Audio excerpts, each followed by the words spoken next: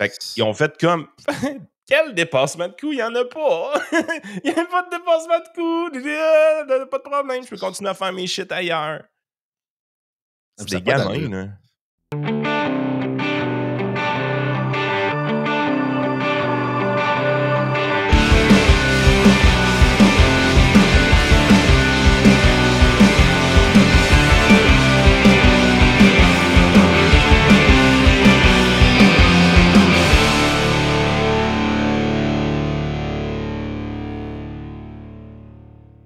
Hey, bienvenue dans ton Yann et Frank. Aujourd'hui, la commission Galant. On n'en a pas parlé beaucoup. On va faire un petit wrap-up de tout ça.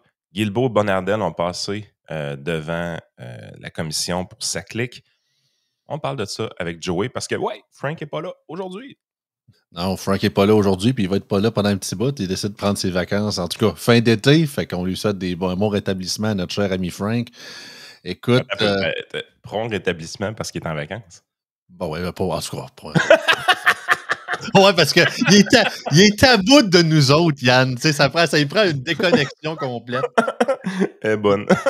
Il est intoxiqué à Yann et Frank. C'est pas compliqué. Non, parce que Frank est pas malade. Tout est beau. Comme ça Ce que je voulais dire, c'est qu'il faut qu'il se reposer. C'est tout simplement ça. Mais c'est ça. Ma langue fourchue, comme dirait bien l'autre. Hey, on a un nouveau commanditaire. Je vous le passe un peu. Le site à l'écran, la publicité va être un peu plus standard les prochaines fois, mais c'est NAIA. C'est North American Immigration Agency. Donc, là, les gens vont dire, ben là, c'est quoi Ready for Canada, NAIA, qu'est-ce qui se passe? Ben ça, c'est le contraire de Ready for Canada un peu. C'est si vous voulez immigrer aux États-Unis. Si vous voulez quitter, dans le fond, émigrer aux États-Unis, ben cette entreprise-là pourrait vous aider. Donc, on voit sur leur site l'immigration propulsée par l'intelligence artificielle. Donc, c'est un nouveau commanditaire chez nous. On les a pour 3 mois déjà signés. On est très content de les avoir.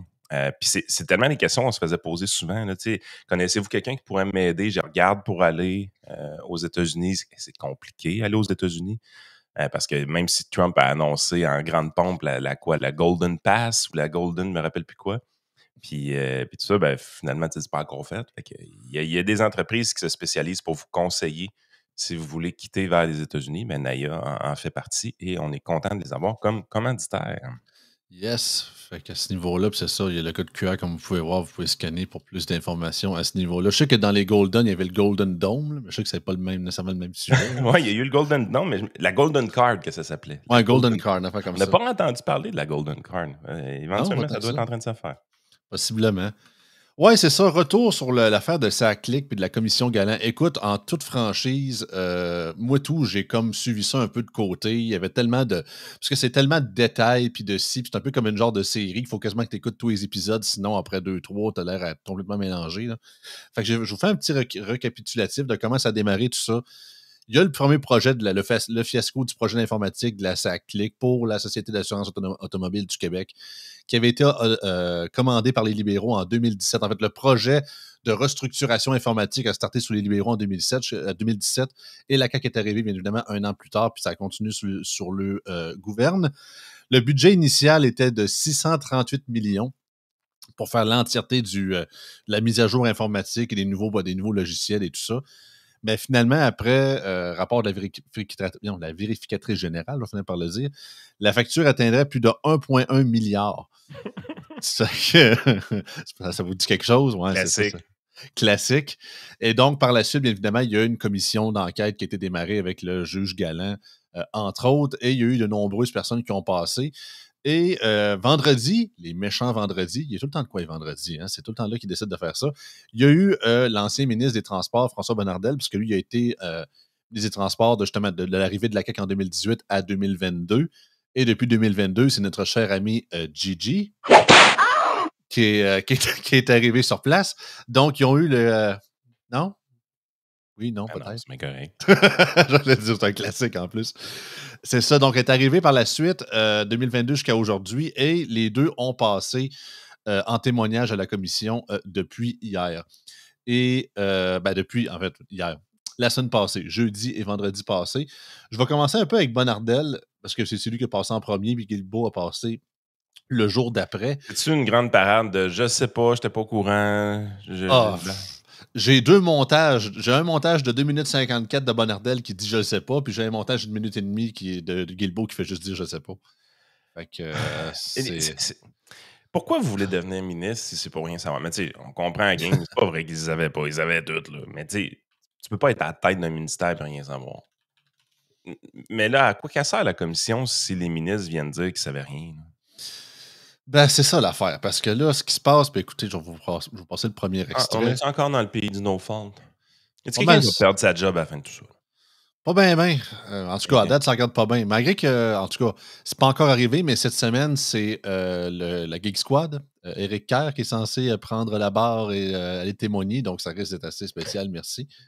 Mais regarde, voici un extrait. C'est ça, il va y avoir beaucoup d'extraits à vous passer. Donc, voici le premier pour ce qui est de Bonnardel. Début 2020, ben là, ça nous pète au visage. Après un premier report en 2020 en raison de la pandémie, François Bonnardel affirme avoir été informé des dépassements de coûts au début de 2021, tout en soutenant que la SAC lui a caché les coûts réels. La SAC, à ce moment, quand ils nous ont exposé le 682 en décembre 2020, aurait dû avoir le réflexe immédiat à partir de ce moment d'envoyer les documents complets. Selon lui, les libéraux avaient plus d'informations que lui. Pourquoi, selon moi, je n'ai pas été informé du vrai montant que l'ancien gouvernement a eu, lui?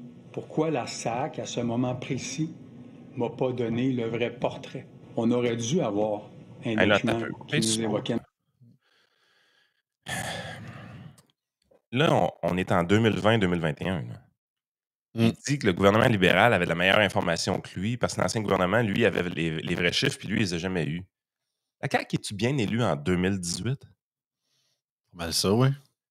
Comment ça peut arriver? Comment ça peut arriver que le plus gros projet informatique de ton ministère, tu n'es pas au courant des vrais chiffres, mais le gouvernement avant de 2017, lui, est au courant?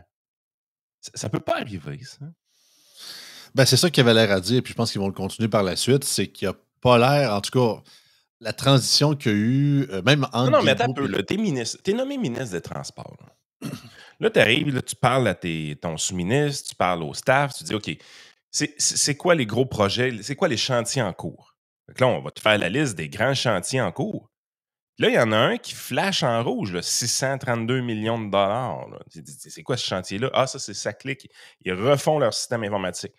Déjà là, tu devrais arriver, tu dis, on est en train de payer 632 millions pour un projet informatique, pour vrai, là? Non, c'est ça. Je peux-tu essayer de comprendre ce qui se passe? Je veux rencontrer les dirigeants de la SAC. C'est pas juste genre, ah, il m'a envoyé un rapport incomplet. Qu'est-ce que tu veux dans ton bureau? Tu viens d'être nommé ministre, c'est le plus gros chantier, un des plus gros chantiers qui est en cours dans ce ministère-là.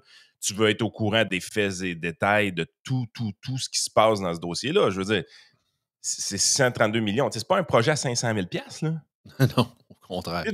T'es classes toutes. Là. Quand François Bonnardel rentre en poste comme ministre des Transports, là, tu fais la liste des chantiers en cours, parce que tu succèdes à un gouvernement. Il y a des chantiers en cours. Tu fais la liste, c'est dans le top de la liste, cette affaire-là. Fait que ce qui peut te péter en pleine face, c'est ce genre de dossier-là. Ben, lui, tu t'informes au plus haut point sur ce dossier-là. Ah, mais ils m'ont pas donné l'information. Chris, va la chercher, man! Carrément. Ah non, puis c'est tellement. Faut-tu tellement que la tour soit haute que justement, ça se rend très rarement en hautes instances, puis il y a tellement de sous-comités, puis de Oh, mais je sous-ministères. crois pas ça qu'il était pas au courant. Ah non, c'est ça. L'affaire, là. C'est sûr qu'il l'était, là, mais c'est ça. Tu peux pas devenir ministre des Transports puis pas être au courant d'un de tes plus gros chantiers en cours. Impossible. En fait, si jamais c'est vrai, là, si jamais c'est vrai qu'il était pas au courant, là, ben, il est incompétent quelque chose de rare. Moi, j'achète une entreprise demain matin, il y a un chantier qui est en cours, qui est immense, qui prend 30 de mon budget, mettons. Là. Bon, pose pas de questions. Tant qu'il me donne pas de nouvelles, c'est que ça doit bien aller. Voyons, c'est la chose la plus... C'est ton plus gros drain à cash présentement dans ton ministère, dans ton entreprise. Je veux dire, tu veux être au courant de tout ce qui se passe dans ce drain à cash-là. Là. Tu veux être sûr que l'argent est bien dépensé. Je veux dire, c'est une priorité. Lui, c'est comme genre, ah, ben, il va avoir une feuille, sa feuille, c'était pas écrit, puis là, pas poser de questions. Hey, ils nous prennent des caves. Bon, c'est sur le pilote automatique, là, c'est correct. Là. Fait que, les autres, ils pensent qu'ils sont nommés ministres pour gérer au jour le jour. S'il y a de quoi qui pète, ils vont me le dire. C'est incroyable. C'est incroyable. Soit qu'ils nous prennent pour des cons et nous mentent en pleine face, ou c'est eux autres les cons. Je veux dire, c'est des incompétents qui gèrent des ministères beaucoup des ministères, une entreprise beaucoup trop grosse pour leur capacité intellectuelle. Ouais, certains diraient ou les deux. Là. Ça peut être un bon mélange des deux aussi. Ouais, c'est ça. Ils savent, ils nous traitent de cons indifféremment, puis c'est ça, puis ils le sont aussi. Fait que, on continue. Monsieur le commissaire, le 638 millions. On nous rassure, hein? On nous dit que c'est pas parce que ça a été retardé, la livraison 2, que le projet va exploser. Mais mon interprétation aujourd'hui, c'est qu'on dépensait gros comme ça dans le tuyau. Lors d'une rencontre, la PDG de la SAC de l'époque, Nathalie Tremblay, s'est voulue rassurante. Moi, je suis parti avec un document erroné dès décembre 2020 jusqu'à la fin du mandat. C'est pour ça que je vous dis que la pandémie a eu le dos large. On n'a peut-être pas assez gratté. La réponse que Mme Tremblay nous donne, on va y arriver. À la suite de cette réunion, il a exigé la production de rapports. C'est quoi ce chiffre-là? Qu'est-ce qu'elle vous répond? Elle me dit, je me suis arrangé avec ça, M. Bonardel. Le ministre affirme n'avoir jamais été informé que les données incomplètes avaient été transmises aux élus de l'Assemblée nationale, ce qu'il dépasse. La SAC est souveraine. Souveraine, là. Elle n'a pas à demander au cabinet, êtes-vous d'accord avec ceci ou cela? Comme ex-vice-président de la Commission d'administration publique, c'est inacceptable. Ça aurait dû être envoyé. Le départ de la PDG de la SAC a été un coup dur pour Casa. On s'est tout regardé et on s'est dit, ouais, il reste un an, on vient de perdre un général là, particulier. Il affirme avoir reçu en juin 2022 un document trompeur laissant entendre que tout allait bien quant à la rencontre entre l'ex-DG de la SAC, Marcellet, et l'un de ses conseillers ce même mois. Au sujet d'un dépassement de coûts, le ministre a été clair. Le PDG sait à ce moment que le document n'est pas bon. Fait la rencontre quand même, aurait dit à un conseiller, « Hey, by the way, j'ai besoin de 222 millions pour compléter ce qu'on sait aujourd'hui. » Puis qu'un PDG, avec toute l'expérience qu'il a, au moins 20-25 ans dans l'appareil public, il ne laisse aucune trace. Alors, si vous me posez la question, M. le procureur, avez-vous été mis au fait? C'est non. Fait qu'on voit un peu le style, là. Tu sais, c'est... Ah, il savait rien. C'est pas au courant. Ben, c'est ça. Puis c'est pas mal le trend. Ah, ils sont souverains. C'est autonome, la SAC. On n'a pas de contrôle là-dessus. Hein. Hey, l'imputabilité, ça va bien. L'imputabilité. Il n'y a pas d'imputabilité. C'est la raison pourquoi vous voulez que le gouvernement fasse le moins de choses possible dans vos vies. C'est que toutes les fois qu'il chie dans la pelle, il n'y a aucune imputabilité. Jamais à faute à personne.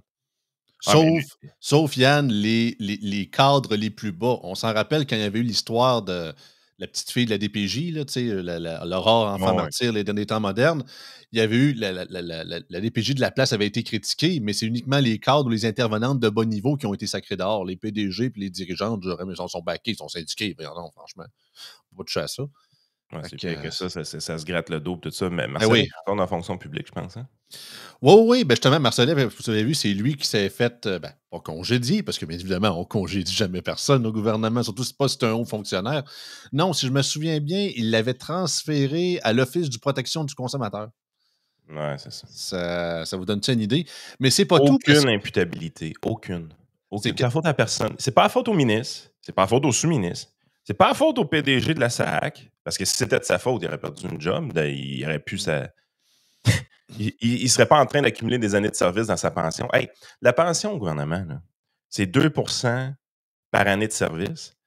Mais ce 2 %-là que tu accumules sur une carrière de 35 ans, ça donne 70 à la fin. Là. C'est calculé sur les 5 meilleures années de salaire que tu vas avoir. Fait que pour le reste de ses jours, lui, le temps qu'il a passé à la SAC avec un gros salaire, là, il va avoir quelque chose comme pas loin de 70 de cette paye-là pour le reste de ses jours. Non, c'est entièrement non mérité, ça. En passant, chers auditeurs, c'est ça, on est toujours en processus d'essayer de régler le problème avec Yann. Il a changé son micro, il a changé son fil. Ça passe, ça revient. C'est ça, on est encore en mode solution technique. Mais là, ça ne peut pas marcher, Joey, ces affaires-là. Tu peux pas. Tu sais, le public va vouloir qu'il y ait des têtes qui roulent, il n'y en aura pas de têtes qui vont rouler. Fait que ça on est fourré. Fait que là, le public va se revirer, puis c'est quelle tête va rouler? Ça va être la CAQ. Fait que là, on va être bon. Hey, là, on va avoir PSPV qui va sortir dans les médias. Là, avec notre équipe, nous autres, des affaires de même, ça n'arrivera plus. Le changement. C'est pas vrai. Ça va arriver encore, puis ça va être la même merde dans 10 ans avec une autre cochonnerie. Là, à un moment donné, les Québécois, il va falloir qu'on soit plus intelligents que ça. Il va falloir qu'on réalise on ne veut pas que le gouvernement fasse des gros projets informatiques avec des logiciels faits de A à Z in-house, avec des consultants informatiques. On n'en veut pas de ça. Là, les bonnes questions à se poser maintenant, c'est OK, tu as besoin d'un CRM. Parce que ça clique là, à la base, là, ce n'est que ça. Ce n'est qu'un CRM. Les entreprises qui sont familières avec du service à la clientèle savent de quoi qu'on parle.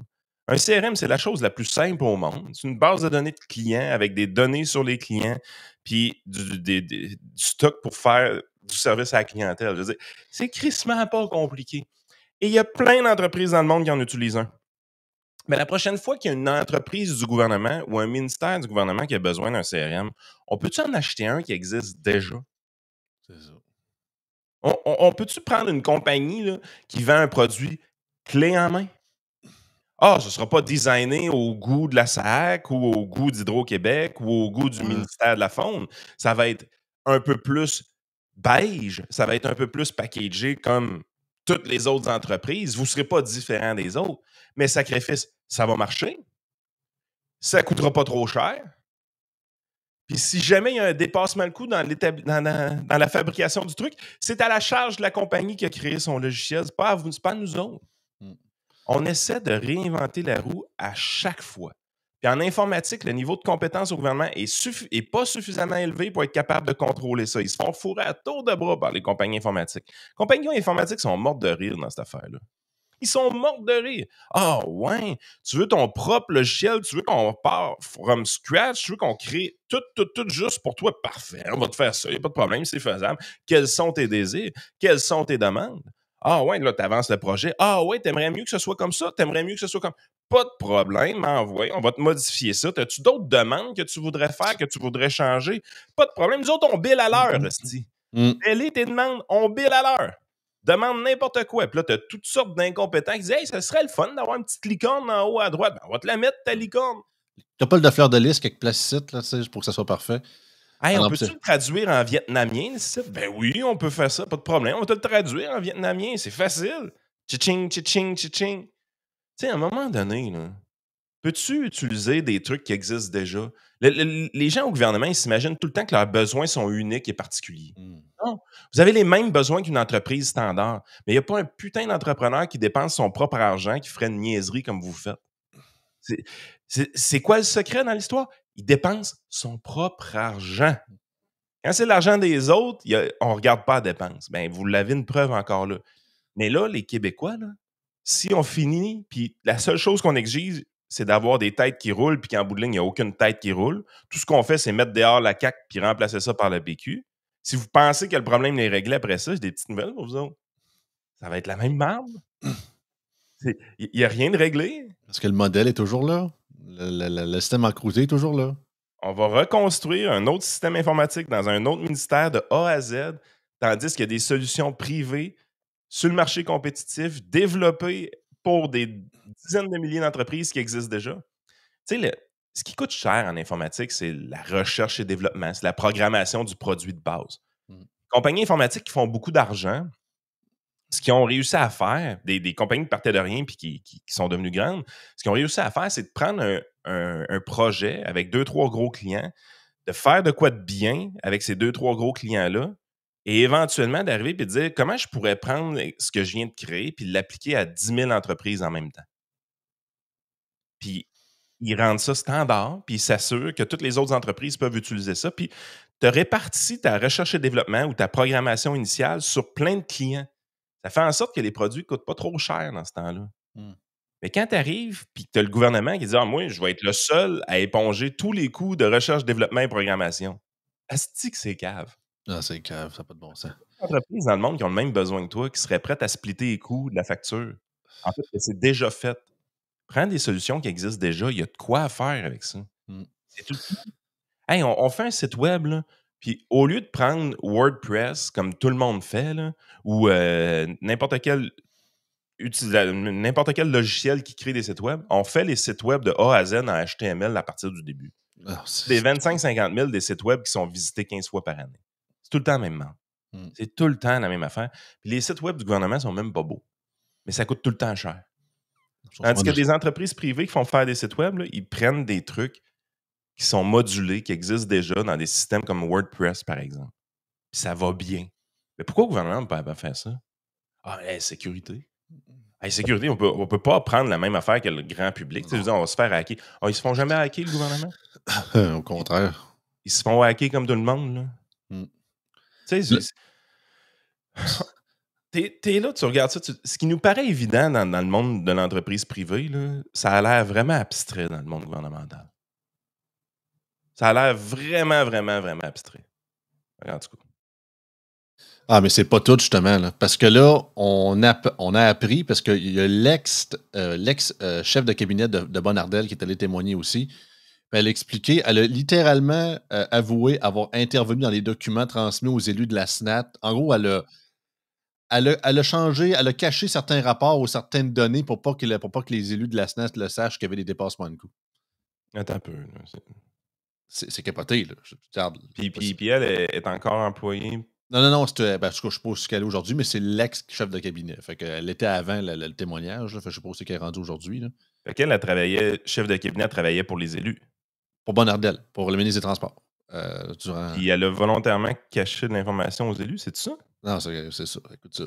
La chef de cabinet de François Bonnardel admet n'avoir pas de problème avec le fait qu'on ne fasse pas mention d'un report de la livraison de sa clique aux élus en mai 2020. Je préférais, de commun accord avec Mme Tremblay, que ces informations-là soient retirées. Mme Aubry ne s'oppose pas au fait de ne pas divulguer aux élus les infos les plus à jour sur sa clique. Tout ça se fait avec votre aval? Oui, tout à fait. J'étais à l'aise à ce qu'on dépose le document où on ne faisait pas référence à l'année 2020.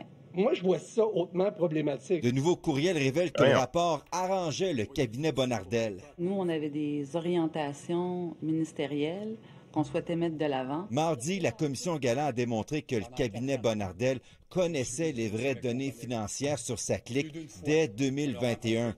Le commissaire a vivement réagi. Mais de quel droit un organisme d'État vous demande de ne pas transmettre de l'information? Je ne l'ai pas rêvé, c'est en preuve. Je l'ai vu noir sur blanc. L'obligation, dans le dossier du contrat, vient du Trésor. Est-ce que la Société de l'assurance aurait-elle pu être plus transparente? La réponse, c'est oui. L'imputabilité, elle appartient à votre ministre. On est serviteur de l'État, on est fiduciaire de cet argent-là. Ça n'appartient pas du tout. Exact. Celui qui se dit picosseux et perspicace admet. J'ai possiblement pas assez posé de questions. Il a dû commenter un document qui lui a été remis 6 mois avant le lancement raté du projet CASA, où l'on tirait déjà la sonnette d'alarme. Le projet était en difficulté et il n'y avait plus de marge d'erreur. Ça, c'est pas caché. On vous les montre. Vous venez de le dire. Du même souffle, quand vous dites vous sortez des réunions, vous êtes rassuré. On vous rassure comment? On vous rassure juste parce que ça dit l'échéance est respectée, c'est assez, ça? Non, c'est pas ça. On nous dit... On est là-dessus, on travaille sur les mesures, on est encore aligné avec l'échéancier, etc. Dans ma tête, là, je me dis, ça va prendre d'autres argent. Moi, je suis pas là. Malgré les lumières rouges, il choisit de faire confiance à la SAC. On nous rassure. Votre job, là, c'est d'obtenir des réponses, etc. Puis j'ai l'impression que, au bout de la ligne, c'est ce qui se dégage, que vous satisfaisez de l'information parcellaire. Vous voyez le style, tu viens de dire, c'est le juge Galland, ça? Oui, c'est le juge Galland, c'est le commissaire. Il est très bon, by the way. Oui, c'est pas le pire, sérieusement. Mais ce qu'il vient de dire, c'est que, dans le fond, là, le fait qu'ils te cachent volontairement de l'information puis qu'ils te disent pas vraiment qu'ils ont besoin de plus d'argent, tout ça, ça faisait ton affaire. Là, tu es là, tu dis, comment ça peut faire ça? C'est que, dans le fond, là, les ministères, quand ils gèrent une année de leur côté, ils ont des budgets. Là. Le budget, il vient du Trésor, mais ainsi de suite. S'il arrive puis il dit, je sais pas, moi, j'ai besoin de 200 millions de plus pour ce projet-là, le Trésor, ça se peut qu'ils disent, trouve le 200 millions dans ton ministère. Parce qu'eux autres, il faut qu'ils arrivent avec le budget à la fin de l'année pour être sûr qu'Éric Girard soit content. Lui, s'il arrive puis il dit, cette demande-là de 200 millions, elle n'existe pas. Fait que si j'en fais pas la demande, je vais pouvoir tout faire approuver mes projets pareils. Puis, maintenant, si ça pète d'en face à quelqu'un, puis il faut qu'on fasse un chèque du Trésor, ça va être correct, je vais pouvoir avancer mes autres dossiers. C'est un peu ça qu'elle disait, la madame, la chef de cabinet. Là. Ah oui. On avait d'autres... c'est quoi les mots qu'elle a dit? Pas d'autres engagements, mais on avait d'autres objectifs à réaliser dans l'année. C'est ça. Ce que ça voulait dire en français, cette affaire-là, là, c'est si, mettons, il disait devant les élus qu'il y avait un dépassement de coûts et qu'il y avait besoin d'un 200 millions supplémentaires, par exemple, provenance du Trésor, ben, les autres projets qui étaient chéris par le ministre Bonnardel, ils n'auraient pas pu être exécutés. Parce que probablement que quelqu'un au Trésor lui aurait dit, ben écoute, prends ton budget dans ton ministère, puis les autres projets sur le site que tu es en train de mettre de l'avant, tasse-les. On n'a pas d'argent pour ça. Tu vas buster ton budget cette année. Fait qu'ils ont fait comme, quel dépassement de coût? Il n'y en a pas. Il n'y a pas de dépassement de coût. Pas de problème, je peux continuer à faire mes shit ailleurs. C'est des gamins, là. Ah, mais plus que ça, c'est de quel droit une chef de cabinet non élue décide de bloquer de l'information aux élus de l'Assemblée nationale? Ça n'a aucun bon sens. Ben, pour ce faire, il fallait que Bonnardel soit au courant. Ah, ça, je serais pas surpris. C'est plate à dire, là. C'est plate à dire, là. Ça chasse la chef de cabinet, ta barouette, faut pas croire. Mais, tu sais, à quelque part, là, le monsieur, il était au courant. Hey, mais là, il arrive, il fait son fin finaux, puis il dit, vous savez pas. Hey, moi, on me présentait des documents qui n'avaient rien d'écrit dessus, les documents pas écrits, tout ça. Chef de cabinet, elle, par exemple, était au courant que c'était pas écrit dessus, c'était même avec son aval. Là, tu es en train de me dire que la chef de cabinet, qui est l'employé numéro 1 du ministre, elle l'a jamais mis au courant de rien? Puis elle dit ça sans gêne devant la commission comme ça? Là? Mais moi, ce qui me surprend, puis autant, on le sait, on en parle depuis des années, mais à quel point, maudit que tu te dis que c'est. On le sait, là, c'est pas les élus qui gèrent la place. Oui, les ministres sont au courant et tout ça, mais je veux dire, les hauts fonctionnaires, la fonction publique, les bureaucrates et tout ça, c'est ceux qui mènent la barque. Mais c'est ça qui arrive quand tu mets quelqu'un de pas assez compétent dans un ministère. C'est direct ça qui arrive. Mais l'affaire, là, c'est que les ministres, eux autres, tout ce qu'ils veulent, tout ce qui les intéresse, là, c'est de couper des rubans puis faire les nouveaux projets. Parce que les nouveaux projets, ça leur permet d'avoir des photos dans le journal, ça leur permet de passer à la TV. C'est ça qu'ils veulent. Fait que là, lui, s'il arrive puis il y a un dépassement de coût de 200 millions à SAC, puis ça fait en sorte que tel puis tel nouveau projet, il n'est pas capable de les faire, ça le fait chier. Parce qu'il voulait les faire. Mais à toutes les fois, avez-vous remarqué, à toutes les fois qu'on fait une mise à jour économique, et à toutes les fois qu'on présente le budget de l'année suivante, tu sais, mettons, tu arrives et tu dis, OK, cette année, on va faire un déficit de 14 milliards de dollars.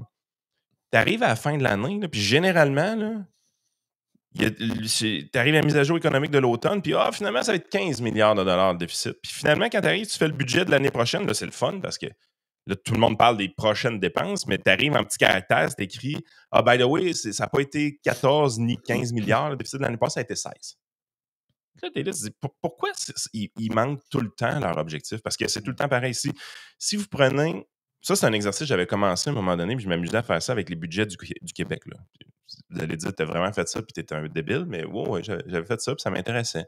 Si tu prends le montant de dépenses qui était prévu au gouvernement dans l'année, puis dès l'année suivante, tu le compares avec combien qui a été dépensé pour vrai. Il se trompe systématiquement là, de 1, 2, 3 milliards par année.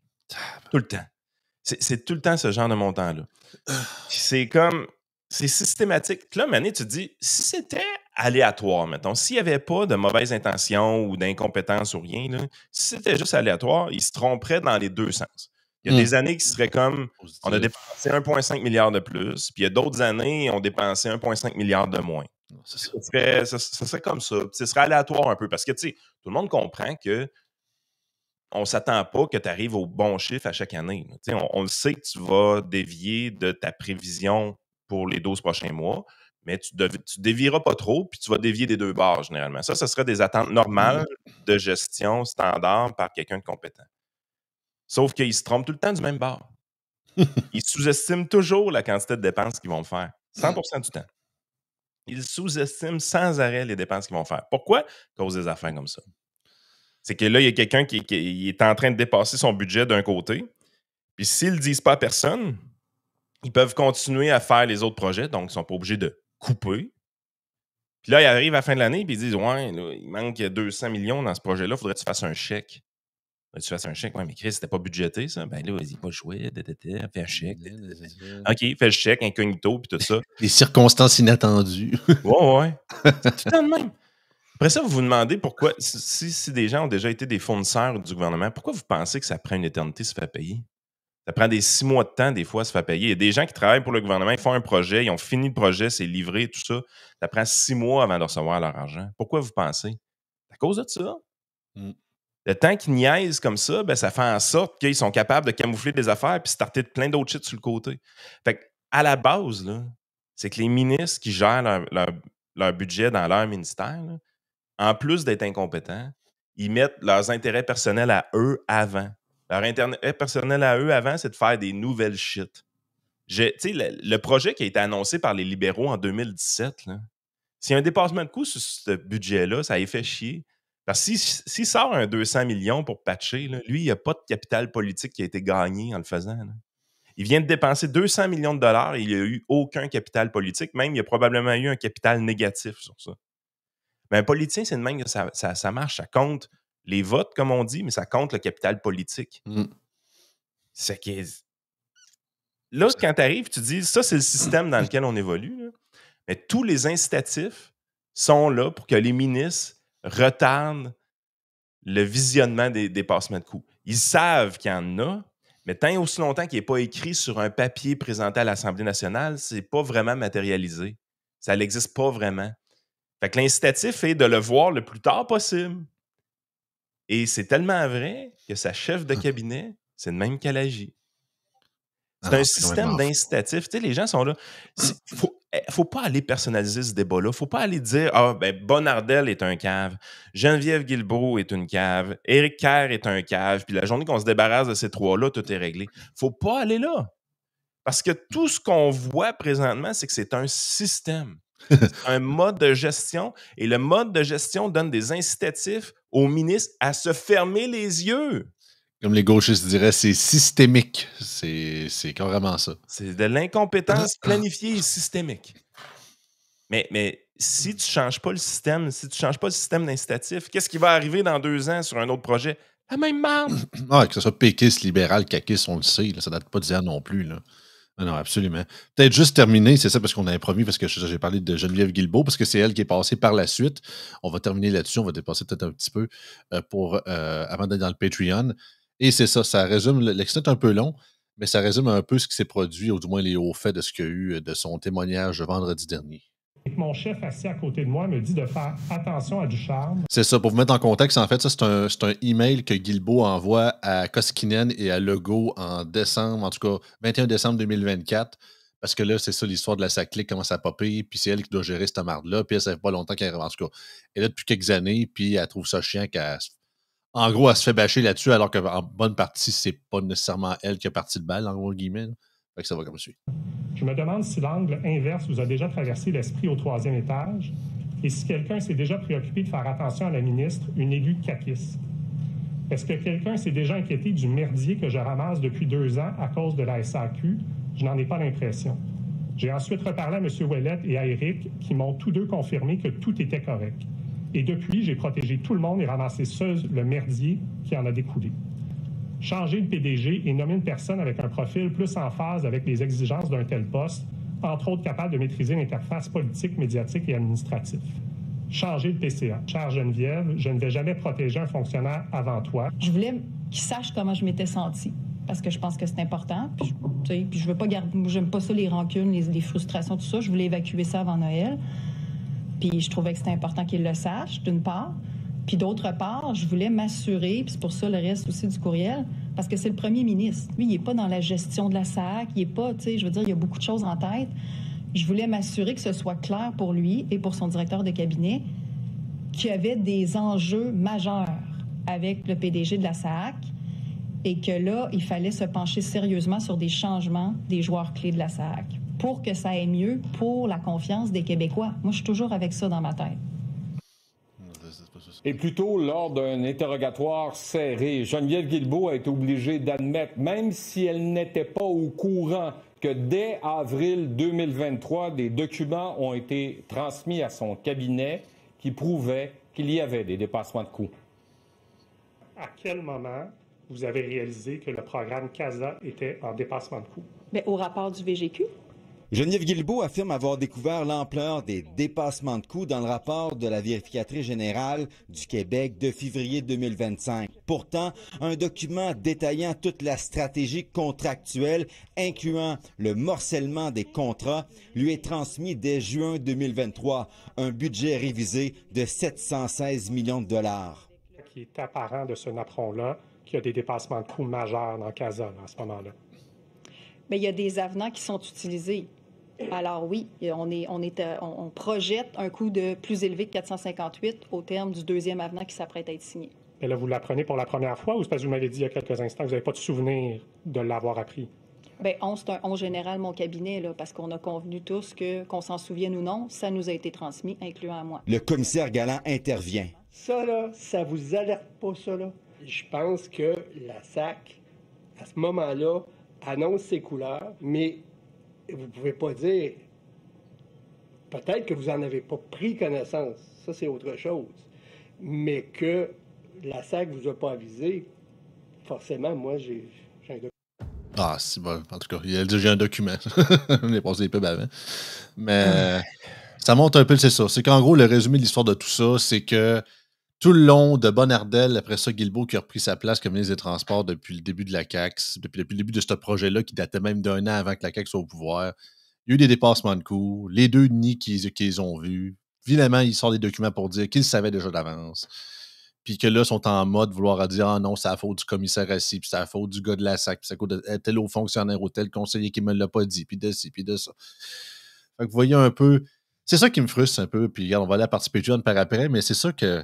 Autant que le juge Galland, je vois qu'il fait son possible, personnellement, je pense pas que c'est en tout cas, qu'il fait mal sa job, là. Mais tu sais, moi, j'étais au secondaire quand il y a eu la commission Charbonneau, puis avant ça, la commission Bastarache, puis le peu que je comprenais de la politique à l'époque me disait les commissions d'enquête, en fait, ça coûte des millions de dollars de fonds publics pour que tous ceux qui nous ont fourrés viennent un à la suite de l'autre nous dire comment et à quel détail ils nous ont fourrés. Puis après tout ça, on va nous dire qu'on ne peut pas faire grand-chose puis que personne qui va perdre sa job, il va aller en prison. Ben ça, ces commissions-là ne sont pas faites pour faire perdre des jobs aux gens. La raison pour laquelle les langues se délisent, c'est qu'il y a des protections, justement. Des protections, c'est ça. On comprend tout ça. Le but de ces commissions-là, c'est qu'on apprenne de nos erreurs. Force est de constater qu'on n'en a pas la capacité au Québec. Parce qu'on refuse de remettre en question le modèle québécois. On refuse de dire qu'il faut arrêter de produire des trucs au public. Le public a sa place dans nos vies, mais il faut arrêter de demander au public de tout produire à l'interne. Les partenariats publics-privés, c'est pas mal mieux que des affaires de même. Des logiciels déjà créés pour des entreprises privées, c'est pas mal mieux que des affaires de même. Mais est-ce qu'on va réellement aller là ou ben non, on va juste essayer de trouver des coupables? C'est le problème de personnaliser les débats. Les Québécois personnalisent trop les débats. Il faut, à un moment donné, changer le système. C'est le même pour les projets informatiques, mais c'est le même sur plein d'affaires. Vous attendez longtemps à l'urgence parce que vous refusez de changer le système. C'est pas parce que tel ministre de la Santé n'est pas bon, là. Non, c'est ça. On remercie nos commanditaires Range Brand. Oui. Donc, Yann 10 pour un code de 10% de rabais de leur côté. Ready for Canada, commanditaire de longue date pour aider les gens avec la paperasse au niveau des employés que vous voulez faire venir au Canada, des personnes de votre famille que vous voulez faire venir, ou peu importe, ou même les rencontres à l'extérieur de votre nouvelle dulcinée, TLF Delsin, qui nous aide également depuis plusieurs mois de notre côté. Ces commanditaires-là sont importants pour nous. C'est eux qui nous permettent de payer les employés, de s'assurer que tout fonctionne bien, de continuer notre développement. Avec Pellule Rouge notamment. Les articles sont produits par Max de notre côté. On s'en va également sur Patreon, parce que si on parle de support de ce côté-là, ben Patreon, on a beaucoup de support de la part de nos abonnés. On est rendu à 2600 plus abonnés de ce côté-là, les gens qui paient un abonnement mensuel pour avoir 1h10, 1h15 de show supplémentaires du côté de Patreon. On se voit justement de l'autre côté de la clôture pour la fin du show.